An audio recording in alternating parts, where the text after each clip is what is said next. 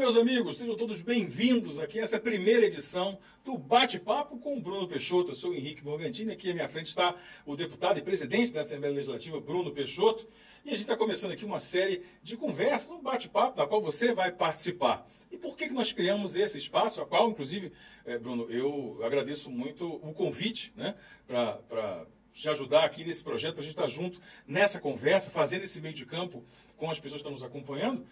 Mas a ideia é justamente responder a muitas curiosidades, a muitas perguntas, né?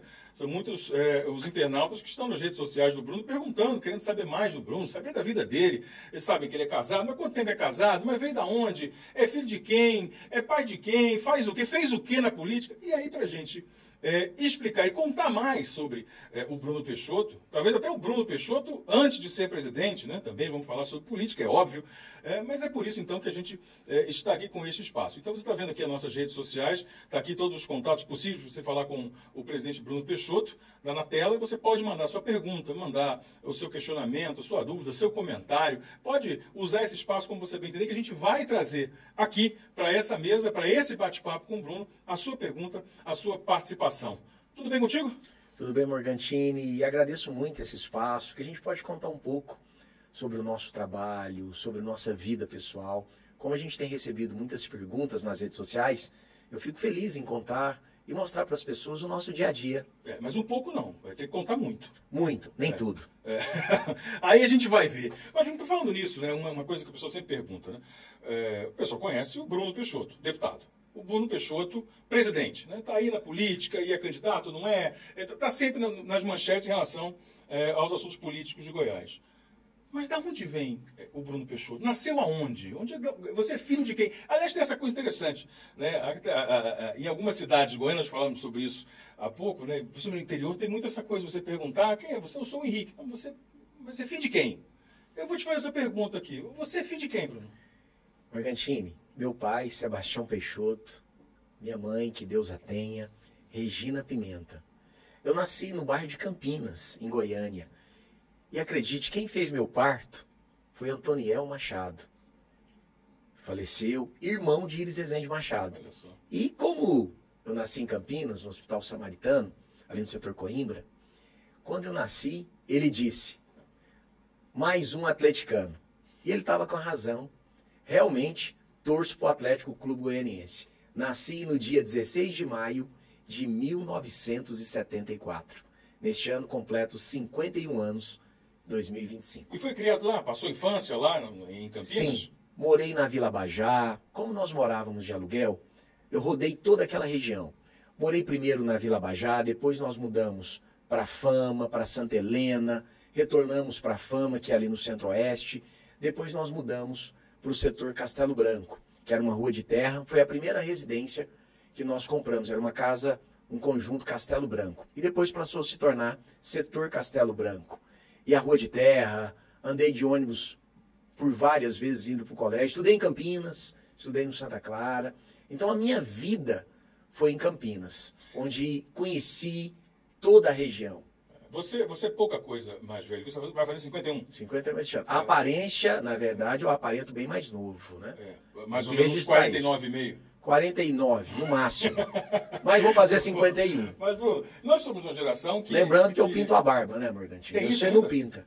Não, mas aí daqui a pouco o pessoal vai pedir receita. Você fica abrindo esse espaço, mas eu pedir receita. Sem problema nenhum, eu passo. É tranquilo. Inclusive é a empresa goiana que eu compro a tinta para barba. Ah, é? E não mancha a pele. Vou pegar com você. Não, vou passar, é boa. É boa. Mas eu estava dizendo o seguinte, nós somos uma geração em que começou a história do videogame, né? O Atari, etc. Sim. Mas antes disso, até porque sem parecer muito nostálgico, mas já sendo, eram outros tempos, né? De poder brincar na rua, de poder ficar na rua sem muita preocupação, né? Ao contrário dos dias de hoje. Você era esse moleque de rua? Era o moleque da bola? O que você fazia? O que era a tua brincadeira de moleque lá? Joguei bola durante muito tempo. E quando eu parei, eu fiz um favor pro futebol. Tão ruim que eu era. Mas joguei bola durante muito tempo. Brinquei. Você era daqueles que ia pro gol? A turma reunia, você ia pro gol? Não, até que eu jogava na linha. Só que eu era muito ruim. Aí eu ia porque faltava alguém e eles punham para completar o time. E na verdade também eu organizava o time, então eu sempre estava dentro. E tem alguns segredos que é bom que a gente saiba. E até hoje funciona. Eu chegava, depois ali já na minha adolescência, eu levava uma chuteira, um meião e começava a fazer alongamento. Quando eles iam escolher o time, sempre me chamava, porque eu era magrinho, e eu estava fazendo alongamento, olhando para o lado, olhava para o outro, eu fazia o papel do Arthur ali. Aí todo mundo me chamava para jogar. Você botava aquela banca de... Mas no segundo tempo eles já me tiravam. Ah, o cara entendia. Entendia, depois eu jogava. Você... Mas eu tinha pinta de jogador. Entendi. Só não era bom, mas tinha pinta de jogador. O tempo complicou. Complicou porque o povo viu que eu não sabia jogar. E você estudou onde? Primeiro eu estudei no colégio agustiniano. Estudei no agustiniano um período, depois fui para o colégio Santa Clara. Aí eu passei um bom tempo no colégio Santa Clara. Estudei até minha 7ª série, em Campinas. Depois fui para o Objetivo de Campinas. E depois para o Objetivo da T2. Meus pais sempre fizeram questão de investir no estudo. Por isso que eu digo sempre e gosto de investir na educação. As emendas impositivas, a minha grande maioria, são investidas na educação e na saúde. Porque a educação, no meu entender, é o foco. Quanto mais nós investimos na educação, mais nós teremos resultados positivos. Quando nós aprovamos o Bolsa Estudo, que dá um recurso para o aluno todo mês, o notebook, os uniformes, a reforma de todos os colégios, participei ativamente dessa mudança. E hoje, Goiás é o número 1 no IDEB, e eu digo, teve a nossa participação dos deputados e deputadas. Então, a educação nós temos que investir. Ainda quero ver a rede pública sendo superior à rede privada. Nós temos que investir. E isso vai acontecer. Pode demorar, mas vai acontecer. Porque todos os políticos que eu tenho conversado têm essa visão. A visão de investir na educação, que é o caminho do progresso, do desenvolvimento do nosso futuro. Por isso eu digo, vamos estudar, vamos investir no estudo. Você já tinha essa noção lá de moleque, você tinha esse Sempre foco no estudo? tive. Mas era CDF ou era a turma do fundão? Olha, eu era da turma do fundo, mas sempre muito dedicado. Não é que eu era inteligente, mas eu era muito dedicado. Vai aparecer algum amigo seu dessa época para confirmar ou não a sua história na sua rede social? A gente vai pôr no ar, se você fala a verdade. Sem sombra de dúvidas. Era estudioso. Sim, tanto é que eu sou economista, advogado e pós-graduado em gestão e controladoria. Então, pelo menos gostar, você gosta. Eu era aquele muito inteligente que não precisava estudar para tirar 10. Eu precisava estudar. Eu estudava o suficiente para tirar notas boas. Eu não era aquele que era bitolado em tirar 10, mas eu estudava o suficiente para tirar notas boas. Eu sentava no fundão, sempre participei de todas as atividades nas salas de aula, sempre busquei organizar as festas nas salas de aula, organizava o futebol, sempre fui ali um dos coordenadores de todas as salas que participei. Porém, a minha necessidade em estudar era para tirar notas boas. Eu não tinha aquela capacidade que muitos amigos meus tinham. Não estudava e tiravam notas altas. Eu tinha que estudar. Dessa turma dessa época, você mantém amizade? Mantenho. Você tem contato com essa turma de quando você era moleque, adolescente? Mantenho. Enfim? Inclusive, tem pessoas que trabalham comigo que me acompanham desde o meu primeiro ano de faculdade, outros da minha época do ginásio, da minha época do Colégio Santa Clara. Então, eu tenho vários amigos e nós continuamos essa amizade. Como eu digo, Goiânia, todos são amigos. Goiânia é uma grande cidade, porém ainda tem traços de cidades do nosso interior, onde a população se conhece. Então nós temos essas referências. E como eu nasci em Goiânia, cresci em Goiânia, sempre trabalhei em Goiânia, eu acabo conhecendo e mantendo contato com todos. Com todo mundo, né? De vez em quando a gente ainda organiza umas festas, encontrando a turma, que a gente chama a turma do conjunto, que é do setor Castelo Branco, onde eu cresci, da Fama. Eu ainda participo das missas, sou católico, eu participo das missas aos domingos, na Fama, então assim, na Pio 10. Então eu fico muito feliz mesmo de participar. Você é da turma da música lenta, das festas? Você tinha essa coisa na sua época ou não? Tinha, das músicas lentas e dos passinhos. Treinei demais. Você dançou Sério? Passinho? Dancei vários passinhos. Eu vou pedir para você fazer um passinho aqui, calma. Porque eu Mas sei que vários. você faz. É mesmo? Mesmo. Treinava. Como eu te disse, nós morávamos no setor Castelo Branco. Era como se fosse uma grande família. Era uma grande família, que era casas de conjunto. Uhum. Então eram muitos meninos. E na época nós não tínhamos asfalto no setor Castelo Branco, a rua de terra. Então o que nós fazíamos? Como a gente brincava muito na rua, e a gente ia para as garagens das casas. Ligava o som e ia treinando. Eu não sei se é da sua época, do break. Sim. Quando lançou o break, nossa, eu dancei break demais. Depois nós fazíamos os passinhos para dançar nas festas. Treinava durante a semana. Então, participei. Eu tive uma infância muito ativa ali. Muitos amigos mesmo. Você casou, relativamente, você casou com 20? Casei com 23 anos. 23. Mas até lá, eu sei que você tem um histórico, vamos dizer assim. Você foi namorador. Eu tive várias namoradas. Antes de Essa casar. Não sei se pegou bem. Eu tive... Porque eu tenho que tomar cuidado, porque a minha esposa é brava demais. Certo. Então tem coisas que se eu falar aqui, depois vou criar um problema pelo que eu estou falando. Então é melhor eu ir devagar. Uma história que eu sei sua, eu queria que você contasse, né, até para eu confirmasse, né? E já falando aí para Lucina, ó, eu estou só... Não culpe o perguntador, eu estou fazendo só uma pergunta.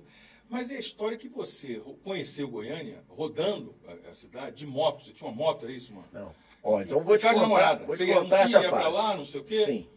Na minha infância, olha só, eu era magro, mas muito magro. Magro de mostrar todos os ossos. De frente, minha orelha era de abano.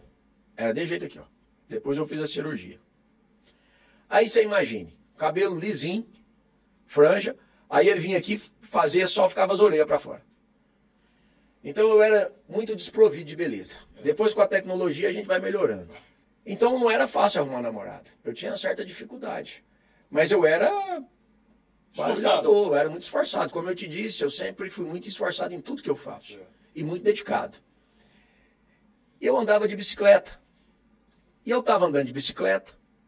Passei num terminal. Nessa época eu estava com a namoradinha. Lá no Novo Horizonte. Na verdade era no Vila Boa, já na divisa. E eu ia de bicicleta saindo do Conjunto Castelo Branco. Passei no terminal, que a gente vai de bicicleta, e o terminal Bandeiras, e tinha vários orelhões. Eu falei, rapaz, para comprar a ficha telefônica aqui, que a gente na época, hoje todos conhecem aí, tem que explicar, celular, tem que explicar. Na época tinha uns orelhões, e que você punha a ficha telefônica para ligar, você não tinha celular. Aí o que eu fiz? Parei para ligar, para avisar que eu estava indo para casa da namorada, e já estava no terminal. E eu não achei ficha telefônica. Isso foi uma vez que eu fui de bike. Mas várias vezes eu fui de ônibus para lá. E sempre parava no terminal, que você fazia a conexão. Você pegava o Vila União Campinas, parava no terminal, do terminal você pegava o Novo Horizonte, Vila Boa. Então você pegava 2 ônibus, mas pagava uma passagem só no terminal. E não tinha ficha telefônica para vender, você tinha que andar para comprar. E muitas vezes você ia do lado de fora. Falei, rapaz, eu vou pôr umas fichas telefônicas aqui para vender. Coloquei umas fichas telefônicas, fui lá na época, era Brasil Telecom, Telegoiás. Telegoiás. Fui lá na Telegoiás, comprava os pacotes 500 fichas telefônicas. E eu coloquei para vender. E fui vendendo ficha. E depois eu coloquei meninos que estavam ali, para vender as fichas para mim. Certo. E comecei a vender ficha telefônica. Você está me enrolando para falar com a tua namorada. Não, vou chegar lá. É porque aí depois eu vou chegar na moto. Certo. Coloquei ficha telefônica no Terminal Bandeiras. Coloquei ficha telefônica na Avenida Goiás com a Avenida Ianguera. E eu levava os pacotinhos de ficha, de 500. E eu ia de ônibus. Porque não dava para você carregar as fichas de bicicleta. Aí eu comecei a andar de ônibus. E eu comecei a ganhar um dinheiro. Falei, agora já dá para me comprar uma moto. Uma motoca. Comprei uma moto, uma Agrale, 2 tempos. Hoje eu acho que nem fabrica mais moto 2 tempos. Comprei essa Agrale. São 2 alegrias de uma moto Agrale 2 tempos. Quando compra e quando vende. Comprei a moto, mas uma alegria só. E comecei a levar as fichas de moto. E comecei a ganhar dinheiro vendendo ficha telefônica. E eu ia para casa da namorada. Essa namorada depois terminou comigo. Eu acho que era por causa da fumaça da moto. E naquela época não tinha capacete. Então eu tinha um freio automático, que era minha orelha. Eu acelerava, a própria orelha freava. Aí eu peguei com essa moto, aí me ajudou. Não vou negar não. Porque eu comecei a namorar, arrumei namorada, aí eu fui, porque eu podia andar. Aí você expandiu a possibilidade. Aí eu expandi a possibilidade. Por quê? Aí eu fui, arrumei uma namorada, mas terminei. Certo. Essa da Vila Boa terminou comigo. Inclusive encontrei ela esses dias. Terminou comigo. Ainda brinquei com ela, eu queria tanto ter casado com você. Aí ela falou, não, mas você era feio demais. Aí ela falou a verdade. Depois eu arrumei outra, quando estava começando a Vila Pedroso. Aí eu já ia de moto. Aí eu atravessava Goiânia, saía do Conjunto Castelo Branco, lá para Vila Pedroso. Que agora não precisava andar de bike e nem de ônibus. Eu estava andando na moto, então Motorizado. facilitava demais minha vida. Aí você começou a conhecer a cidade inteira por conta disso. Andando. Essa agenda social. Agenda social. Aí, rapaz, eu andava em tudo. Aí era pro Norte Ferroviário, depois eu ia pra Vila Mutirão. Não, andei Goiânia inteira. Aí eu conheci minha esposa. Não, é porque você falou, antes de você falar da família, eu quero perguntar disso, claro. Mas você falou o negócio da ficha e você tinha falado que a tecnologia te ajudou muito. Me quebrou. Não, e aí, só que antes ela te quebrou, antes ela te tratar bem, ela te A maltratou. tecnologia me quebrou. Porque, a primeira vez. Também tem que explicar pro pessoal, pra molecada, né? Ela nem tão molecada assim. Já tem uma galera já com a vida feita que não conheceu ficha, né? Mal conheceu o cartão. Porque aí veio o cartão e quebrou a ficha, né? Não, aí na época, isso é bom lembrar mesmo, porque muitos não se lembram. Ali tinha meus 17 para 18 anos, tinha os orelhões, que a gente colocava a ficha telefônica para ligar para as pessoas. Nós não tínhamos o celular, não tinha essa tecnologia. Então eu vendia ficha telefônica. Passou um ano e pouco, eu vendendo fichas telefônicas, a tecnologia lançou o cartão de 20 unidades, com o preço de uma ficha. Aí eu comecei a vender o cartão, só que não dava lucro. Aí eu falei, poxa, vou ter que parar de vender ficha. A tecnologia me quebrou. Te tirou do mercado. Me tirou do mercado. Mas foi positivo. Porque aí eu tinha uma máquina na minha casa, que a minha mãe costurava, que era uma reta, uma máquina reta. Eu falei, mãe, eu vou montar uma confecção. Que eu tinha juntado um recurso, comprei 2 máquinas overlock, já tinha a máquina reta, aprendi a costurar e montei uma confecção chamado Alkware Sport Wear, confecção de camisetas. Fui em São Paulo. Do nada, você inventou do nada, você falou, vou montar uma confecção. Do nada. Peguei um ônibus que saía ali do setor Coimbra, da Praça São Judas Tadeu. Peguei um ônibus que chamava bate-volta. Fui em São Paulo, paramos lá no Brás, comprei uma malha fio 30 de qualidade, mas isso eu já tinha, como eu disse, eu sou muito dedicado. Eu estudei sobre o mercado, eu estudei sobre malhas. Fui em São Paulo, comprei. Comprei as cores da moda. Na época era o branco, o azul, o verde. Olha, foi quando eu estava entrando na universidade, 1991, 1992. Aí eu comprei essas malhas, trouxe, fiz uns moldes de camiseta, era PMG, infestei o tecido, coloquei os moldes, passei o giz, comprei uma maquininha de disco, cortei, contratei 2 costureiras e comecei a fabricar camiseta. E ganhei dinheiro. Onde eu consegui comprar lotes, comprei apartamento, tudo com confecção. Carros. Consegui fazer a cirurgia na orelha. Ah, nessa época você Nessa época que eu fiz. Eu não sei se vocês se lembram, nós tivemos a implantação do Plano Real. Aí eu já estava estudando economia. E eu comecei a fazer investimentos. O primeiro curso foi economia? Primeiro curso foi economia. Certo. E eu comecei a fazer investimentos. Então eu ganhava dinheiro com confecção. Nós tínhamos uma inflação altíssima, altíssima, superior a 2 dígitos por mês. E eu comecei a fazer investimentos. Comprava o tecido, vendia à vista, pegava o dinheiro, já comprava mais tecido e fazia aplicações no mercado, inclusive no dólar. Então, quando foi a implantação do Plano Real, eu ganhei dinheiro na implantação do Plano Real, porque eu tinha essa movimentação. Foi onde eu comprei meu primeiro carro novo. Então, assim, e comprei meu segundo imóvel. Então, fui crescendo com a confecção. Foi evoluindo, né? Sim. E depois eu passei a vender gás de cozinha. Só que tem um detalhe nisso aí. O meu pai tinha um posto alugado. Ele alugou um posto e todos os sábados e domingos era rigoroso. Deu 6 horas da manhã, meu pai já me chamava, eu e meu irmão Wellington, vocês dois é para ir pro posto agora. Vocês vão ficar... Que hora? 6 da manhã. No sábado? Então, sábado e domingo, de segunda a sexta, nós estudávamos, sábado e domingo ia ser frentista no posto de combustível. Mas você disse que acorda cedo ou não? Sim. Ou acordava na marra? Não, sempre acordei cedo. Aí você vai falar assim, você gosta de acordar cedo? Eu não gosto, mas eu acostumei a acordar cedo. Precisava acordar cedo. E hoje eu acostumei. Então eu fico muito feliz dessa disciplina que meu pai sempre impôs em casa. Então, hoje, 5h30, fui frentista durante muito tempo, uniformizado, trabalhava com horário, era das 6 da manhã às 5 da tarde. Aprendi a trocar óleo de veículos, entendo um pouco de mecânica. Claro, quem tem moto a gralha entende de mecânica, né? Eu tive moto a gralha. Não, então não te contei a outra. Agora eu volto para falar da confecção. E depois do depósito de gás e do meu primeiro posto de combustível. Rapaz, e não é que na hora que eu vendi a gralha, eu dei conta de trocar, mas foi por um bug. Que também foram duas alegrias. O primeiro carro que você teve foi um bug. Eu tive uma moto, uma gralha, vendi a gralha, mas eu vendi trocando um bug. É difícil saber quem que saiu pior nessa história. Né? Foi, concordo com você. E eu comprei esse bug. Mas que alegria de ter um bug. Só de não enfumaçar, moço do céu, aquela moto a gralha, 2 tempos, enfumaçava onde eu andava. E a chuva? De setembro para frente, não, aí, pra frente, como é que fazia? Comprei o bug. O bug, teve uma vez que eu fui numa boate, ali na 85, quase esquina com a Ricardo Paranhos. Tinha uma boate, eu não me lembro o nome dela agora. Parei o carro lá na porta, entrei pra boate, quando eu saio, o bug parecia uma piscina. Encheu de água, porque choveu. Choveu, parecia uma piscina. Moço, eu vai tirar a água desse bug. Você não tem ideia. Limpar a bobina, desmontar a bobina, tirar cabo de vela, tirar a vela. Eu fiz isso demais. E acabar combustível? Quantas vezes acabou o combustível do bug? Porque ele não tinha marcador.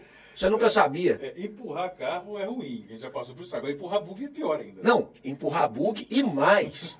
Só tinha freio numa roda. Só uma. Das 4 rodas já em freio numa. Então você freava segurando. Mas foi bom que eu aprendi a dirigir bem. Hoje eu dirijo bem. Eu acho que foi essa época. Aí eu falo assim, nossa, Bruno. Te deu escola. Aí a minha esposa, que eu conheci, ela andou comigo na moto a gralha. Ela andou comigo no bug.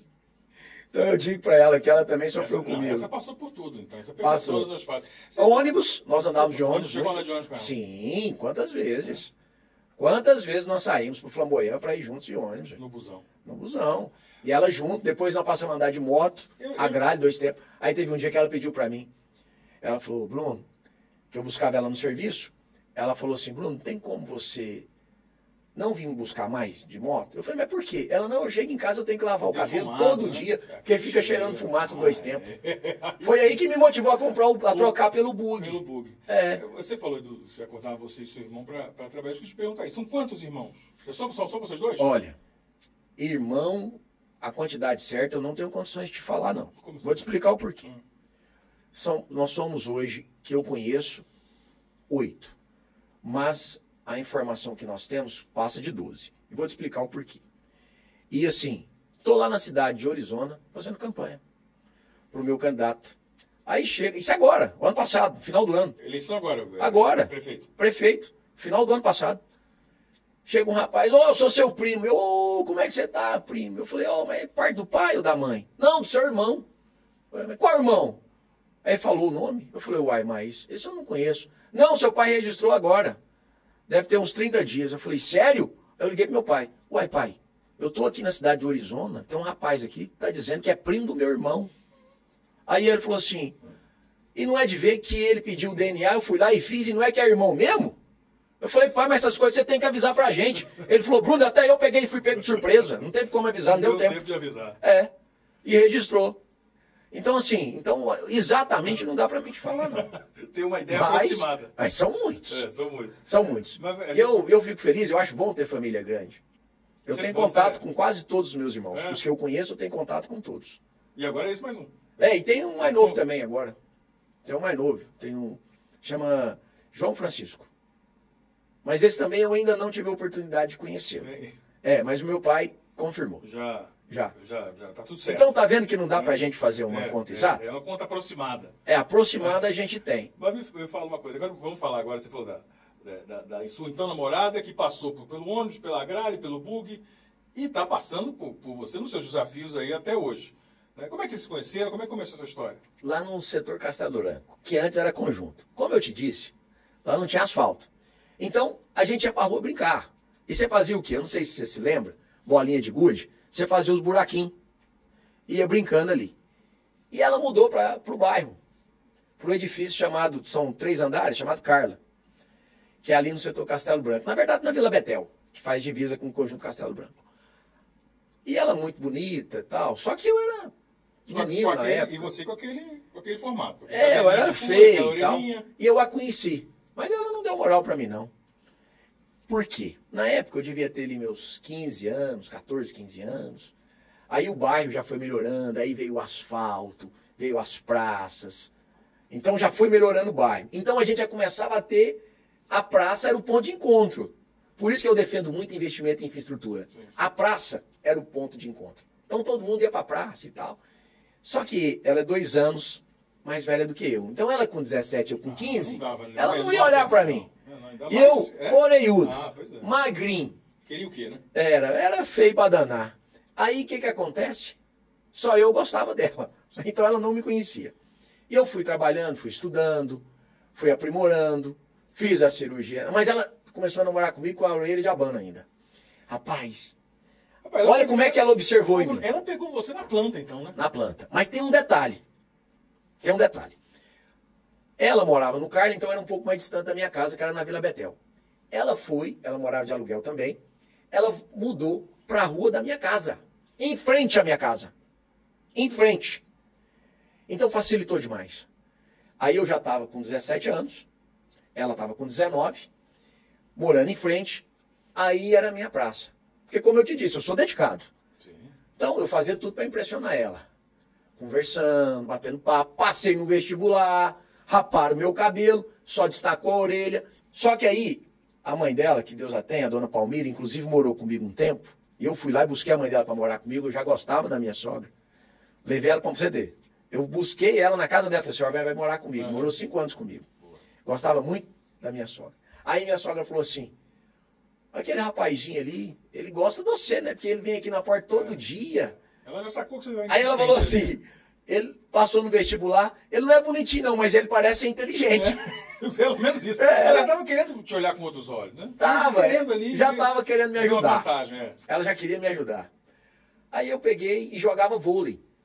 E toda vez que a gente ia jogar vôlei, eu caçava um jeito, que era a rede, a gente armava a rede de vôlei, em frente à casa dela. Aí quando eu chegava do serviço, da confecção, o vôlei era todo dia, 5 horas. Então eu saía da confecção mais cedo para jogar vôlei e depois correr para a universidade. Nessa época, eu já estava com a moto com a gralha. Então facilitava demais a minha vida. Eu já tinha acabado de vender a ficha telefônica, a tecnologia que entrou o cartão me quebrou. Eu fui para a confecção e já andando de moto. Então estava bem melhor, tudo mais rápido. E eu fui jogando vôlei e comecei a olhar para ela. Ela prestigiava, ela assistia o vôlei? Ela jogava vôlei. Ela jogava junto? Jogava. E eu, como eu te disse, eu muito dedicado. Então eu movimentava, eu queria chamar a atenção dela, e eu sempre muito comunicativo e tal. E depois a gente saía do vôlei, ia jogar garrafão, e jogava bete, queimada, e eu participava de tudo. E principalmente ali, quando a gente chegava, que era o horário que eu chegava antes da universidade, e eu estava voltando da universidade. Voltando de moto. Cheguei, estava um amigo meu chamado Rubinho e a Luciana. Os dois estavam namorando. E ela estava do lado. Como eles ficavam em frente à minha casa, que o Rubinho também morava em frente à minha casa, eles estavam os 3 conversando. Eu cheguei da universidade, guardei a moto e fui lá conversar com eles. E os dois namorando e eu lá do lado. E a gente podia tanto tomar alguma coisinha, e eu nunca bebi cerveja. Mas a gente podia tanto tomar alguma coisa e tal, nunca bebi nada de álcool. Então vamos. Aí sentamos no barzinho e tal, e a gente conversando, que a gente ia, na época a gente ia pro x-salada, era lá que você tomava um refrigerante e tal, ou então comia um espetinho. Nossa vida tudo ali no setor Castelo Branco. Setor Castelo Branco, Vila Aurora, Vila Betel, tudo naquela região. Aí os dois beijando, e eu olhando para um lado, olhando para o outro, eu beijei. Aí no dia seguinte eu já queria me amostrar, né? Falei, agora vai namorar. Rapaz do céu, não quis, só beijou aquele dia, não queria me ver mais. Aí eu falei, eu vou ser insistente. E continuei insistindo. Aí eu comprei o bug. Aí o que eu fazia? Eu ia buscar ela no serviço. Por quê?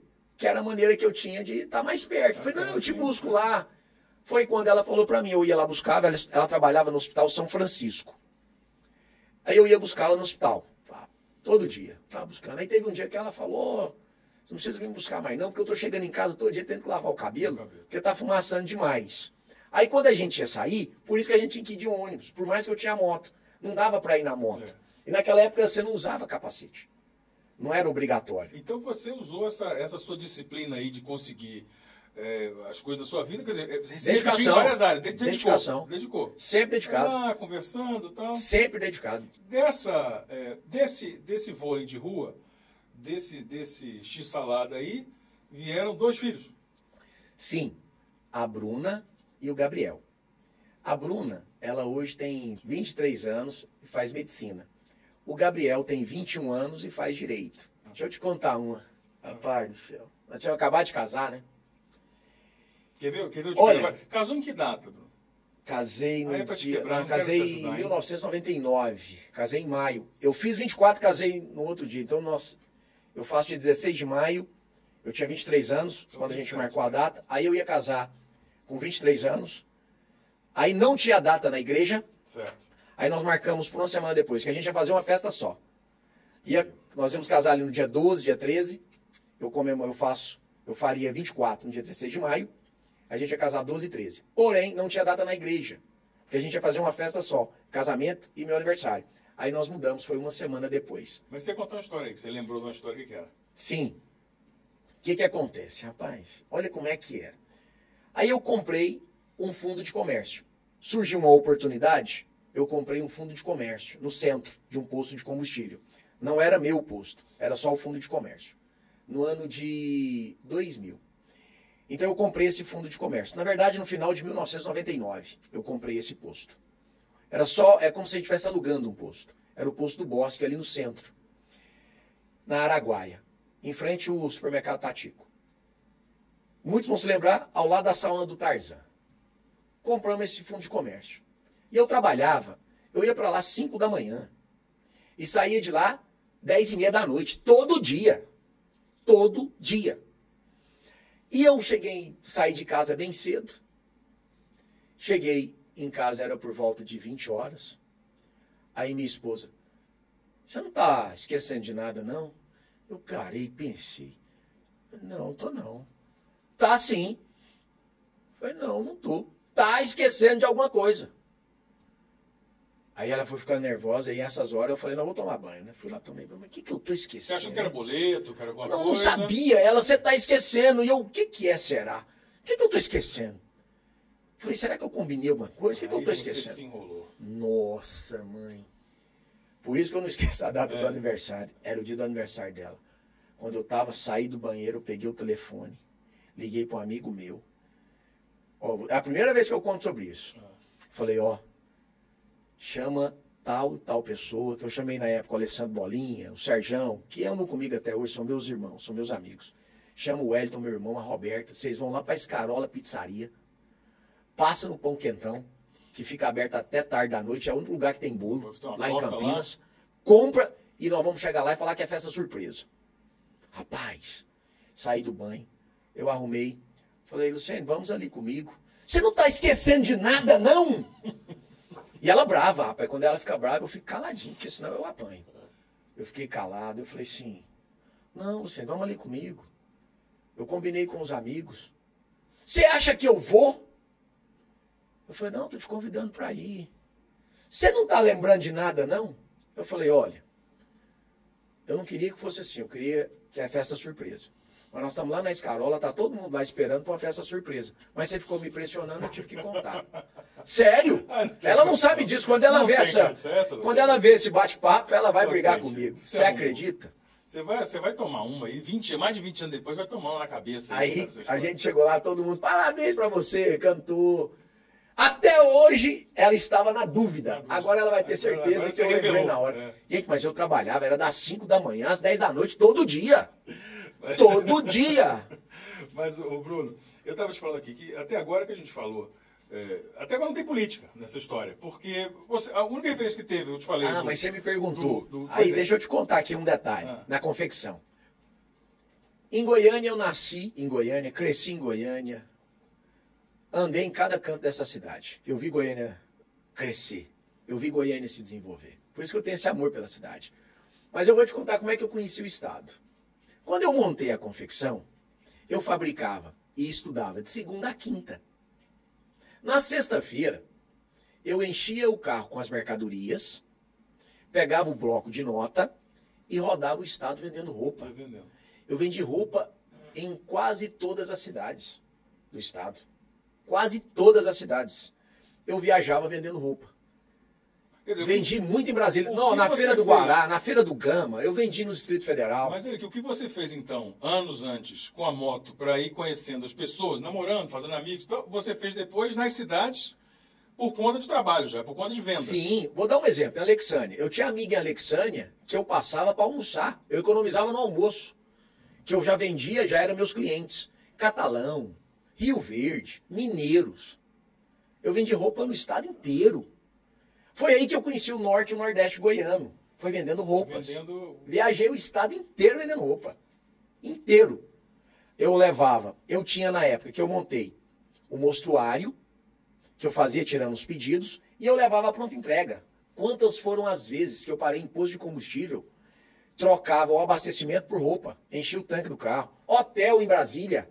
Quantas foram as vezes que eu deixava camiseta e pegava a diária do hotel. Desenrolado. Não, rodei o estado inteiro vendendo roupa e o Distrito Federal. Hoje eu ando em Brasília sem utilização do GPS. Foi da época quando eu vendia roupa. Porque na minha época não tinha GPS. Você tinha os mapas. Eu não sei se muitos se lembram, existia a lista telefônica. Na lista telefônica, que era dessa grossura aqui, tinha os mapas. Então nós pegávamos a lista telefônica e eu ficava estudando as cidades que eu ia. Eu ficava estudando os mapas. Então eu domino bem mapas, por conta dessa época. É. Pois é, agora sim, falando da política, até agora a política apareceu. O Otoniel, que fez o parto. Foi. E o seu pai, que tinha uma relação com a política, foi candidato, né? Mas até então você não estava dentro de política, não estava... Onde é que surgiu? Que hora é que surge essa história da vida política? Desde o jardim de infância. Eu estudei o jardim de infância e o primeiro ano, depois eu fui para Agostiniano, no colégio Joana d'Arc, que fica na Fama. Na época era Instituto Joana d'Arc. No meu jardim de infância, teve a formação do jardim de infância. Eu fui escolhido para ser o orador da turma. E até hoje eles têm essas fotos quando eu fui o orador da turma.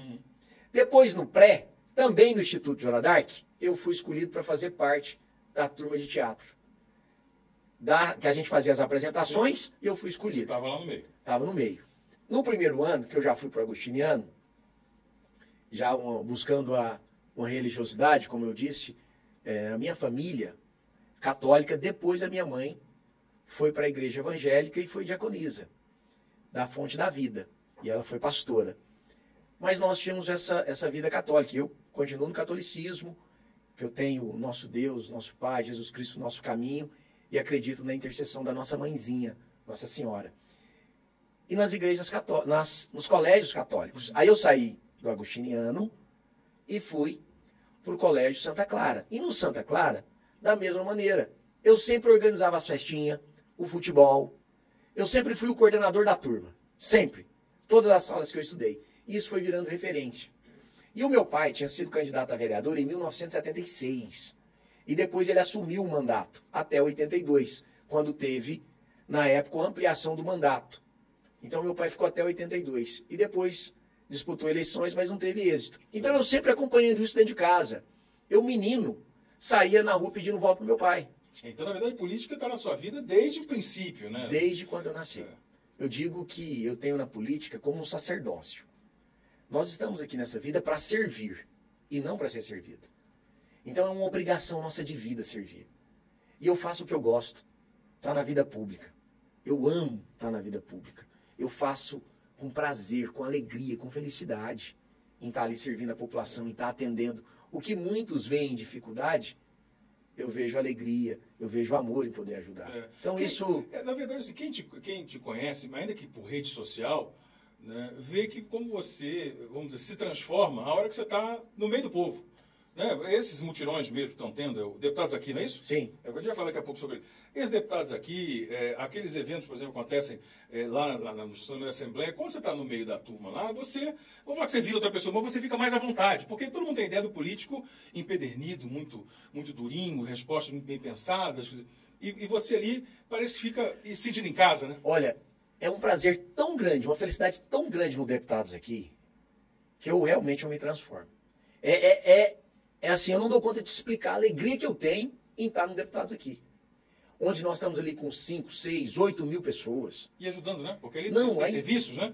Nós temos aqui médicos oftalmos. Inclusive, se houver necessidade de prescrição, nós damos o óculos. São em torno de 500 óculos, tudo gratuito para a população. Nós temos também odontólogos, nós temos ultrassonografia. Todos sabem do carinho que eu tenho pelos cães. E nós temos também a castração de cães e os médicos veterinários. Nós temos doação de mudas de árvores, são 1000 por edição. Nós temos vários serviços sociais, por exemplo, corte de cabelo, escova, limpeza de pele. Nós temos cursos profissionalizantes. São vários que a pessoa sai dali com certificado, dados pela Escola Legislativa. Nós entregamos a escritura através da nossa diretoria de regularização fundiária. São centenas de escrituras já entregues. Quando você entrega nas mãos da pessoa, você vê que a beleza do poder público em ajudar. A pessoa que tinha 30 anos, que não tinha o seu documento, você entrega na mão dela, ela sai lágrimas. Uma senhora virou para mim e falou: se eu morresse, eu não sei com quem ia ficar a minha casa. Você está me dando aqui a minha dignidade, você está me dando a minha casa. Porque ela tem de fato, mas não tem de direito. Então ela fica preocupada. Quando ela vier a faltar, quem vai herdar o imóvel? Entendeu? Agora ela tem o papel que é dela. Então, nós temos também as sessões solenes, que homenageiam pessoas com relevantes serviços prestados. Nós temos as audiências públicas que debatem temas locais. Então, realmente, os deputados aqui é bacana. É interessante que você falou, porque a gente está sendo assistido por uma gama enorme de pessoas, né? Pessoas como a internet, né? Tem de tudo. Tem gente que participou de deputados aqui ou que nem tem conhecimento, está conhecendo agora porque você está falando de deputados aqui. Mas é interessante a gente perceber como tem uma parcela significativa das pessoas que não tem a dimensão do que significa isso, né? Por exemplo, uma coisa simples, você falou de uma consulta médica. Porque o cara, às vezes, ou tem plano de saúde, ou ele tem condição de pagar um particular, ele, estou com uma dor, eu quero fazer alguma coisa, ele vai lá, faz e resolve o problema dele. É parte do dia a dia normal. Mas existe uma quantidade também significativa de população que é uma realização de uma grande vontade de ter uma consulta, conseguir o óculos, né? Isso faz uma diferença enorme, que muitas vezes as pessoas não entendem o tamanho que é isso. Né? E nós levamos os médicos especialistas. Por exemplo, nós levamos pediatria, dermatologista, cardiologista, ultrassonografia. Então nós levamos várias especialidades. Onde o cara está, né? Porque vai na cidade, não é isso? Exato. Ele vai lá... Por exemplo, dia 26 de abril será realizado na cidade de Santa Helena, onde nós temos o nosso diretor de saúde, Dr. João Alberto, que foi prefeito da cidade. Então, ele entende a necessidade da população. Então, nós sempre temos referências no município, porque a nossa ideia é zerar a fila, principalmente de médicos especialistas. Nós temos também eletrocardiograma, são várias as ações. São em torno de 8.000 atendimentos por cidade. Que nós atendemos também, não é só o município que está sendo sediado. Nós atendemos toda a região, todos os municípios vizinhos. Entendi. Mas, Bruno, a gente está falando aqui de deputados aqui, o assunto é muito bom, vamos falar mais sobre isso, mas você não, a gente começou a falar de política, você não começou político, presidente da Alego, presidente da Assembleia Legislativa. Né? Você entrou na política disputando, foi vereador, não é isso? Começou na Câmara, como é que foi essa história? Vou te contar. Como eu te disse, eu sempre fui uma referência nas salas de aula. Você já era o vereadorzinho lá no Jardim de Infância? Já. Eu sempre cuidando ali. E no setor Castelo Branco, como eu morei muito tempo lá, eu sempre tive um relacionamento muito próximo e sempre coordenando ali as funções. Como eu disse para você, eu era desprovido de beleza, mas eu era bem dedicado, muito comunicativo, conhecia todo mundo, organizava o futebol, organizava as festas. Depois eu mudei. Nós fomos morar no setor aeroporto. Inclusive onde é a minha casa de apoio hoje, onde é o meu escritório político, é lá no setor aeroporto, onde eu atendo. Lá eu tenho 100 camas. A população que vem do interior fica lá totalmente gratuito, eu busco, eu levo as pessoas, lá a gente dá carinho, a gente dá acolhimento, eu atendo lá é a casa onde eu morei, é o meu escritório político. Toda semana eu vou para lá para ouvir a população, mas tem um detalhe. Eu fui presidente de centro acadêmico, fui presidente e coordenador de DCE, fui vice-presidente, presidente interino da União Estadual de Estudantes, sempre muito ativo politicamente. No ano de 2000, eu candidatei a vereador, perdi a eleição. No ano de 2004, eu falei, peraí, no ano de 2000, eu perdi a eleição. Perdeu feio ou perdeu mais ou menos? O que você achou? Não, eu tive mais votos que vereador que foi eleito. Ah, foi bem então. Fui bem. Fui bem, mas perdi a eleição. Em 2004, eu já sabia como é que perdia a eleição, mas eu não sabia como é que ganhava. Eu falei, eu sei como é que perde, mas eu não sei como é que ganha. E eu sempre gostei demais do Iris Rezende. Sempre. Sempre foi minha referência. Minha referência política, Iris Rezende. Em 2000, o Mauro Miranda foi candidato a prefeito. E eu, como gostava muito do Iris, fui ajudar Mauro Miranda nessa época. Aí ele perdeu a eleição, mas eu sempre gostei demais do Iris e sempre acompanhei o Iris. Em 2004, o Iris saiu candidato a prefeito. Isso. E eu saí candidato a vereador. Novamente. Mas como eu te disse, eu sabia como é que perdia, mas não sabia como é que ganhava. Eu falei, então é melhor fazer o contrário. E fiz o contrário do como eu tinha perdido. Fiz o contrário. Ganhamos a eleição. E desde então, eu tenho trabalhado diuturnamente. Enquanto vereador, o Iris viu a minha desenvoltura, viu a minha lealdade, meu companheirismo, e ele me convidou. Você quer ser o líder do governo? Já no meu segundo ano. No primeiro ano, eu fui eleito primeiro secretário da Câmara. Entrei na vida pública sendo primeiro secretário. Quando eu digo que tenho 24 anos, porque eu conto a primeira disputa, no ano de 2000, que depois eu assumi uma função pública, de assessoria. E depois, em 2004, fui eleito vereador, juntamente com Iris Rezende. Assumi a primeira secretaria da Câmara, depois a função de líder do prefeito. E fiquei líder do Iris por 3 anos na Câmara de Goiânia, onde aprendi muito. Mas você pegou a bucha, né? Porque você chegou lá, barriga verde, né? Neófito. Aprendeu ali, você tinha um trato político. Tinha. Mas logo no seu segunda metade do primeiro mandato, você já se tornou líder. Não, no primeiro ano eu já fui eleito primeiro secretário da Câmara. Certo. Eu não tinha conhecimento nenhum em relação a ser vereador. Mas lembrando, eu fui presidente de Centro Acadêmico de Economia, do DCE, coordenação, e vice-presidente e presidente interino da União Estadual de Estudantes. Então, eu tinha uma desenvoltura política. Certo. E isso facilitou minha vida dentro do parlamento. E no segundo ano, o Iris me escolheu para ser o líder dele.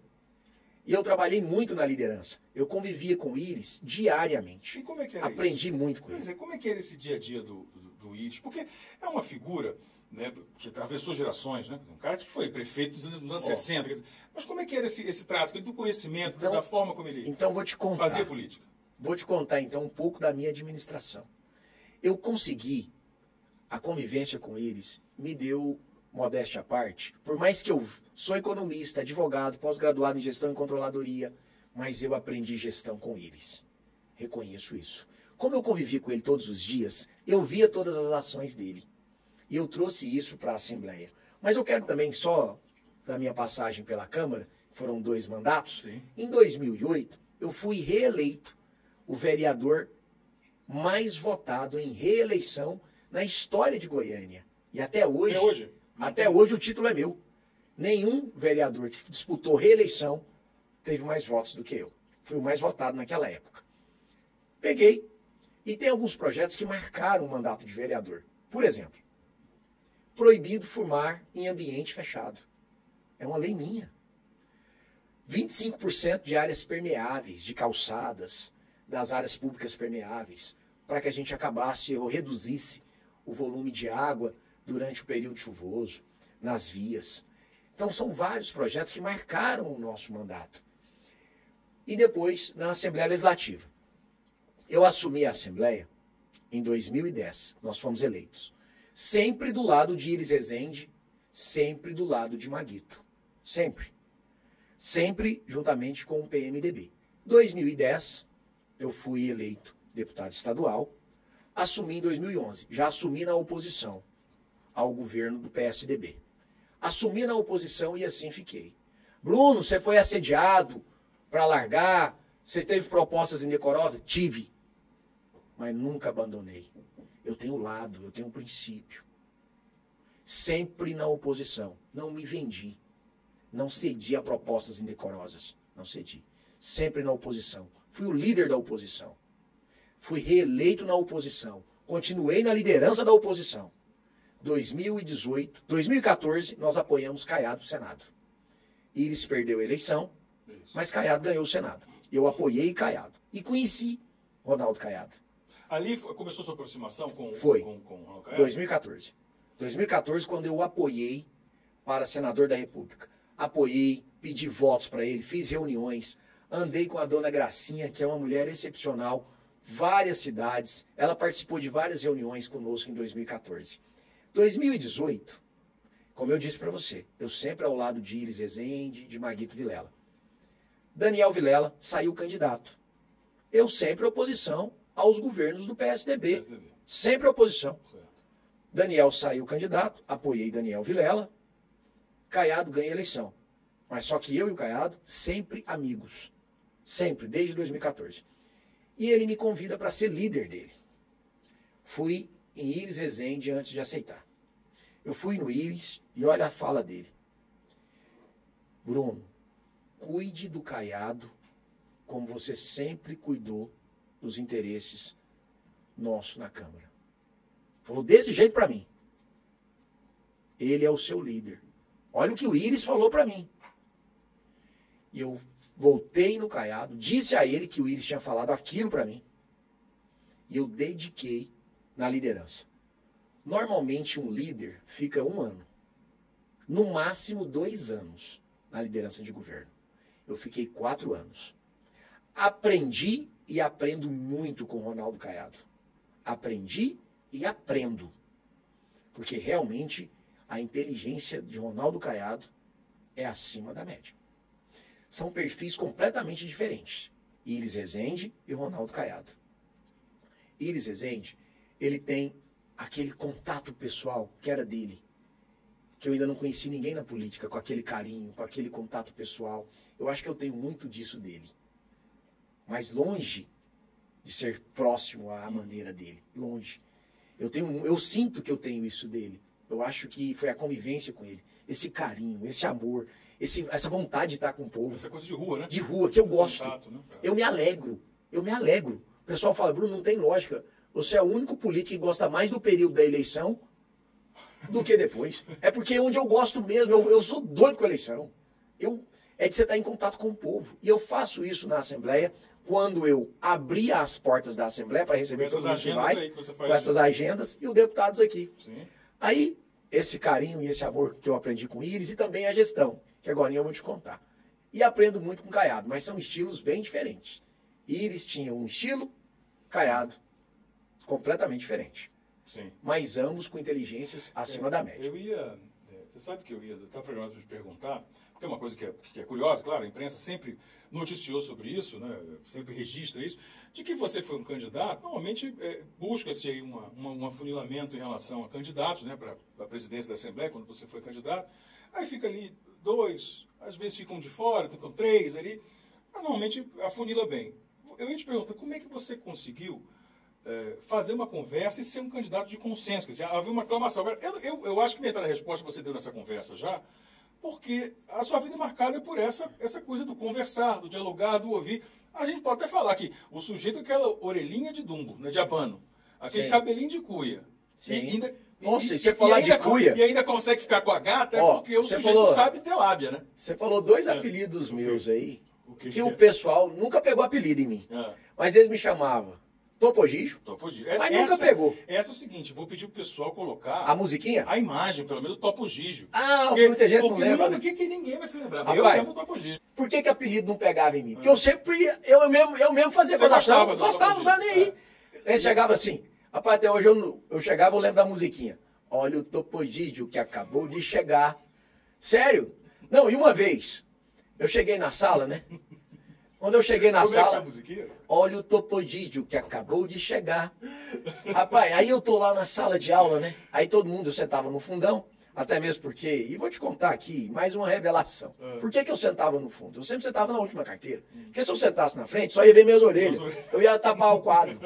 Aí eu peguei, sentar lá no fundão, o povo. Agora chegou a hora de pôr os apelidos. Aquele ali. Aquele é o Badeco. Na época, todo mundo menino, não tinha essa questão de bullying. Sim. Tal, assim, era outro momento. Aí nós estávamos lá, aquele é o Badeco. Ah, aquele é a Boca Grande, aquele é o Beisola. Aí eu falei, rapaz, qual vai ser o meu? Eu pensando, né? Agorinha vai chegar em mim. Porque estava todo mundo sentado e cada um escolhendo um apelido, pondo nos outros. Ó, aquele lá é o japonês, aquele lá é o tal. Entrou um rapaz com a orelha, não era de abano, mas a orelha é grande. O pessoal olhou, aquele lá vai ser o Fusquinha com a porta aberta. Aquele é o Fusquinha. Eu falei, nossa, ainda bem que eles não puseram esse em mim. Fugir desse. Aí eles olharam pra mim, o Bruno é o Cuia. É o Cuia. Era o cabelinho. Era o cabelinho. Aí chamou de Cuia, porque ele era lisinho, só tinha as orelhas pra fora. Só que aí, num determinado ponto, eu deixava o cabelo bem grande. Ele ficava mais ou menos aqui assim, ó. Aí ficava grande. Então eu era só cabelo e um magrinho. Aí só ficava as pontinhas. Sabe aquele do Spock? Parecia um elfo. Não, ficava só as pontinhas, viu? Saindo no cabelo. Tá, aí, vem cá. Quando você... Não, rapaz, eu estava no Objetivo de Campinas, lembro isso até hoje. Eu lembro até o nome da moça, chama Adriana. Tinha acabado, na época, todo mundo fazendo identidade. Todo mundo. Aí todo mundo fazia identidade, era o auge chegar com a identidade na sala. E eu fiz a minha, levei a identidade.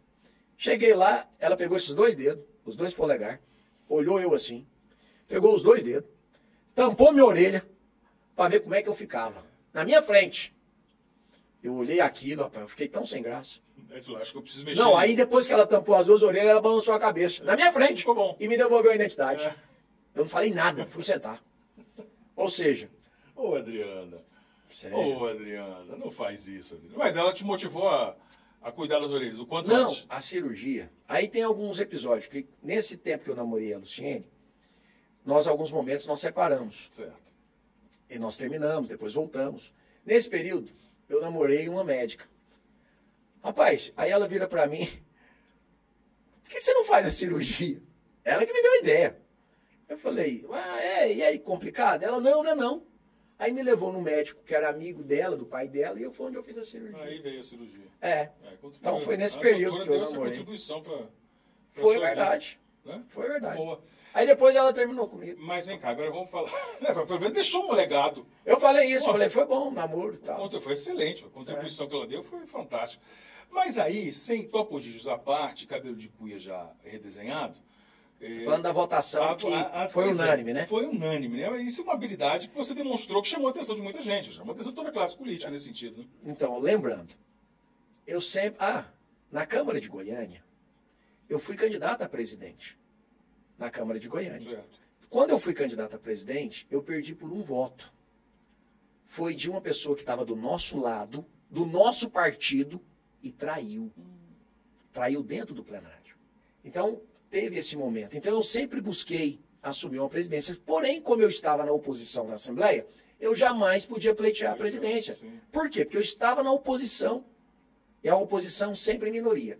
Só que eu era o líder da oposição. E o líder da oposição, você tem que ter credibilidade. Então eu sempre pautei. Se eu dou a palavra, cumpro. Você não é obrigado a dar a palavra, mas você é obrigado a cumprir. E lealdade. Me mantive firme. Recebi proposta de ser secretário? Recebi. Do governo do PSDB. Não aceitei. Recebi proposta. Não aceitei. Na oposição. 2018, com a vitória do Caiado, ele me convida para ser líder. Conversei com o Iris, como já te disse. O Iris, ok. Aceitei a liderança. Fiquei 4 anos. Eu já sabia o que era ser oposição. Que eu fiquei na oposição durante 8 anos. Então eu sabia o que era ser oposição. Mas eu ainda não sabia o que era ser governo. Assumi a função de líder. E dedicado. Muito dedicado. Fiquei 4 anos na liderança. Então os deputados já sabiam. Quando eu fui líder da oposição, tudo que eu combinava eu cumpria. Líder do governo, tudo que eu combinava, cumpria. O Caiado já me conhecia. Sabia as minhas qualidades e os meus defeitos. E o governador falou, Bruno, você está preparado para ser presidente? Eu falei, estou. Ele falou, então, vai trabalhar. E eu fui trabalhar. Conversei com cada deputado, de oposição e do governo. E consegui, pela primeira vez, a unanimidade. Aí eu fui eleito. E a nossa gestão na presidência nos deu a reeleição. Claro, sempre com o apoio de Ronaldo Caiado e da dona Gracinha. Mas aí eu vou te contar que eu me lembro do Íris na minha gestão e lembro também de Ronaldo Caiado. Cheguei na Assembleia, primeira reunião, falei, traz para mim aqui tudo que a Assembleia tem de despesa. Tudo. Meu diretor financeiro, ele é servidor efetivo do Tribunal de Contas do Estado, Dr. Luiz. Ele trouxe para mim as despesas. Eu falei, quase 400 mil por mês de locação de veículo? É um dinheiro jogado no lixo. Isso é inadmissível. Inadmissível. Quase 5 milhões por ano. Aproximadamente 25 milhões em 5 anos. Trem de louco. Dinheiro jogado no lixo, jogado fora. O goianiense, o goiano, nunca mais ia ver esse dinheiro. Eu falei, isso é inadmissível. Eu vou cortar isso aqui. Aí ele olhou para mim e falou, mas você vai tomar essa decisão? Eu falei, vou. O político tem que ter coragem. Eu estou aqui para ter coragem. Com o dinheiro da economia, dos aluguéis, eu comprei toda a frota de veículo. Ou seja, a Assembleia Legislativa do Estado de Goiás, os goianos, têm esse patrimônio. Não foi um dinheiro jogado no lixo. Os veículos estão lá. Com o dinheiro da economia do aluguel, eu comprei os carros, a frota própria. E o carro não é para passeio, o carro é para trabalhar. É para servir a população. Até porque você está criando uma agenda aí que o deputado tem seu compromisso, mas você está criando uma agenda coletiva que convoca os deputados também a estar mais fora, a estar mais na rua, né? Aí eu vou chegar nessas ações. Aí o meu diretor, eu cortei o aluguel, falei que comprar a frota própria, como fiz. Rádio walk-talk. 15 mil por mês de rádio walk-talk. Falei, corta. Aí o diretor olha para mim e fala, Bruno, você com um orçamento de 1 bilhão, você está preocupado com 15 mil por mês? Eu falei, você vai me entender na hora certa. Corta. Cortei. 15 mil. Falei, eles vão comunicar pelo WhatsApp. Aqui todo mundo tem Wi-Fi. Tem Wi-Fi, WhatsApp. Então, vai comunicar pelo WhatsApp. Cortei. E fui cortando. 60 mil por mês de máquina de café. Locação de máquina de café. Cortei. Com 60 mil, eu comprei boa parte das máquinas. Não tinha mais locação. Agora eu vou contar uma outra que eu até fui criticado no momento. Lá davam as garrafas de água para os gabinetes e para todo lugar. Eu falei, vou instalar bebedor na casa inteira. Instalei bebedor na Assembleia inteira. Todos os lugares têm bebedor. Parei de comprar as garrafinhas de água e dei squeeze. E ganhei o selo verde. Então foi positivo também, uma ação ambiental e trouxe uma economia para mim enorme.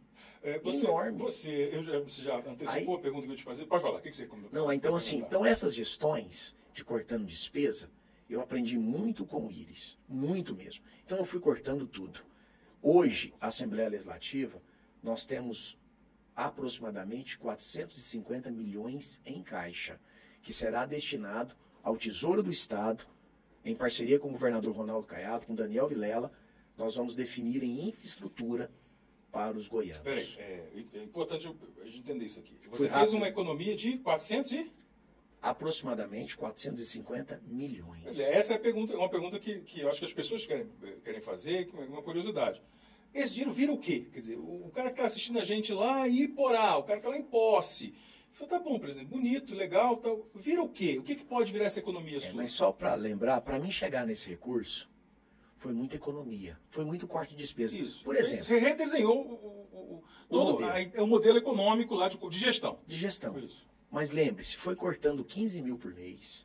Sim, o walk-talk aqui, o café ali. Quase 400 mil por mês. Quer dizer, não é cortar, né? Na verdade, você mudou o modelo. Mudei você o não cortou modelo. a água e o café do cara, né? Não, eu fiz economia. Então, essa economicidade que eu promovi me gerou recurso em caixa. Mas tem outras ações também que nós fizemos. Por exemplo, energia fotovoltaica. A Assembleia não tinha. Nós implantamos energia fotovoltaica, reduzimos a conta de energia. Nós fizemos o controle de gestão em relação à água e o esgoto da Assembleia Legislativa. Poucos sabem de todas essas ações que nós fazemos. Nós abrimos a Assembleia às 6 da manhã, fechamos às 22 horas. Aos sábados, domingos e feriados, nós temos sessões solenes extraordinárias, Nós temos audiências públicas e funcionamento. A TV Assembleia Legislativa tinha 2 horas de programação diária. Hoje são 12 horas de programação diária. Então nós estamos levando o conhecimento das ações dos deputados e deputadas para a população. Nós criamos o APP Deputados aqui, onde a população dá a sua sugestão de projetos de lei, acompanha as votações das matérias. Nós implantamos o Alegre Digital. Eu reduzi a aquisição de papéis, nós reduzimos o custo. Hoje é tudo digital. A população acompanha tudo. Nossa gestão conseguiu o selo número 1 do Brasil em transparência, selo diamante. Então, nossa Assembleia Legislativa é referência. Esse dinheiro que você economizou, você devolve aos cofres do Estado, né, que vão virar, como eu disse, vai fazer um debate, fazer como que esse dinheiro, investimento. Como que esse dinheiro chega na Assembleia? Nós recebemos constitucionalmente o 12º. É um recurso que deve ser passado ao Poder Legislativo obrigatoriamente, tá? É constitucional. Então, o governo do Estado de Goiás passa esse recurso para a Assembleia. Antes, esse recurso, ele era gasto na Assembleia. Todo consumido ali. Todo consumido. Na nossa gestão, nós trabalhamos muito para reduzir. Por isso que nós temos esse recurso em caixa. Sim. Foi a nossa economicidade, a nossa gestão, ser severo nos gastos, reduzindo os gastos, nós conseguimos ter o dinheiro em caixa. Hoje nós temos aproximadamente 450 milhões. Esse recurso será devolvido para o Tesouro do Estado. O Tesouro do Estado, que a gente chama do Caixa Único, vou conversar com o governador Ronaldo Caiado, com o Daniel Vilela, e nós vamos definir juntos um investimento em infraestrutura. Por exemplo, nós já fizemos devolução de 12º, que foi construído a unidade avançada do Bombeiro Militar na cidade de Caiapônia, na cidade de Novo Gama, nós também no Jardim Ingá, em Lusiânia, tudo recurso de devolução de 12º. O projeto de duplicação de Bela Vista a Catalão, também recurso devolvido do 12º. A aprovação em Chapadão do Céu para a construção da unidade avançada do Bombeiro Militar teve a participação da Assembleia Legislativa também.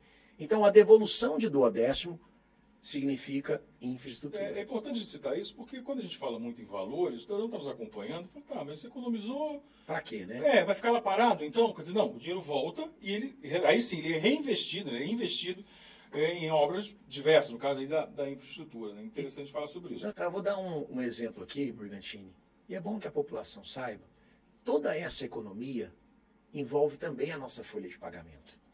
Não sei se você sabia, a folha de pagamento da Assembleia Legislativa do Estado de Goiás é a menor do que a folha de pagamento da Câmara Distrital da nossa Brasília. Sabe por quê? Porque nós optamos em ter um número maior de cargos comissionados com salários menores. A Câmara Distrital, que são os deputados do Distrito Federal, optaram em ter um número menor de pessoas com salários maiores. A Assembleia Legislativa da Bahia tem uma folha bem superior à do Estado de Goiás, de igual modo do Rio de Janeiro, de Minas Gerais, de São Paulo. A folha de pagamento da Assembleia Legislativa do Estado de Goiás é a 11ª folha do nosso país em relação às Assembleias Legislativas. Por que isso? Repito, nós temos uma opção. Menores salários e um número maior de pessoas, que eu entendo que são mais pessoas prestando serviço em todo o estado de Goiás.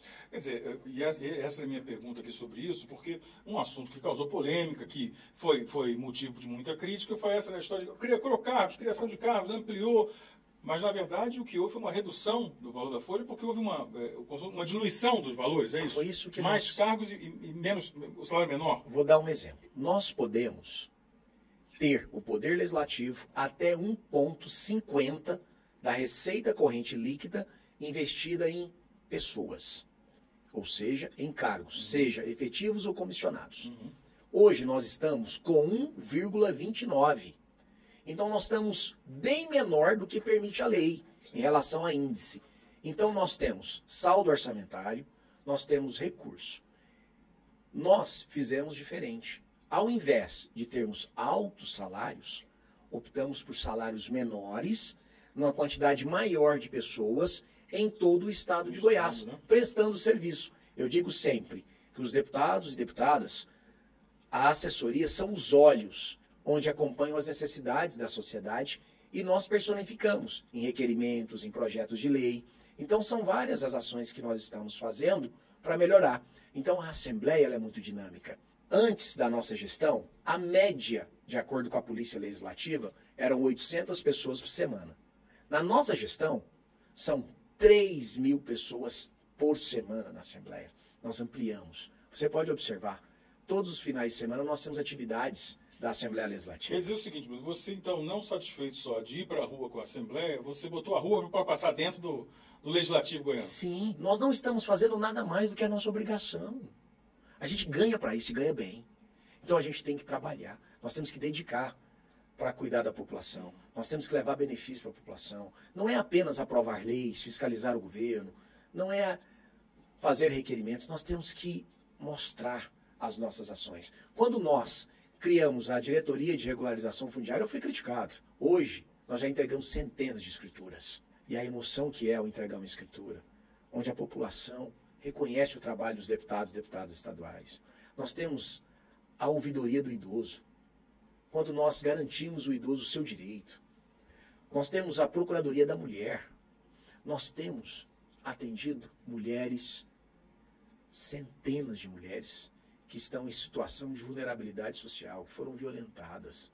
Nós temos o grupo reflexivo, nós damos apoio psicológico, nós encaminhamos ao mercado de trabalho, nós temos o Mais Emprego na Assembleia. Hoje nós temos mais de 2.000 vagas na iniciativa privada. Então são vários atendimentos. Quando eu digo que recebemos 3.000 pessoas, em média, por semana na Assembleia, são em prestação de serviços. Nós temos os nossos auditórios, que são liberados para a sociedade, totalmente gratuitos. Nós temos eventos que acontecem todo final de semana. Nós temos exposições culturais. Então nós movimentamos a Assembleia. Aí digo para você, Morgantini, nós estamos fazendo nada mais do que nossa obrigação. Muito bem. Essa foi a conversa, a nossa primeira conversa com o deputado Bruno Peixoto, com o presidente Bruno Peixoto. Quero te agradecer pela sinceridade, né, pelas revelações que você fez na nossa conversa e vai ter mais, né? Claro, passou tão rápido.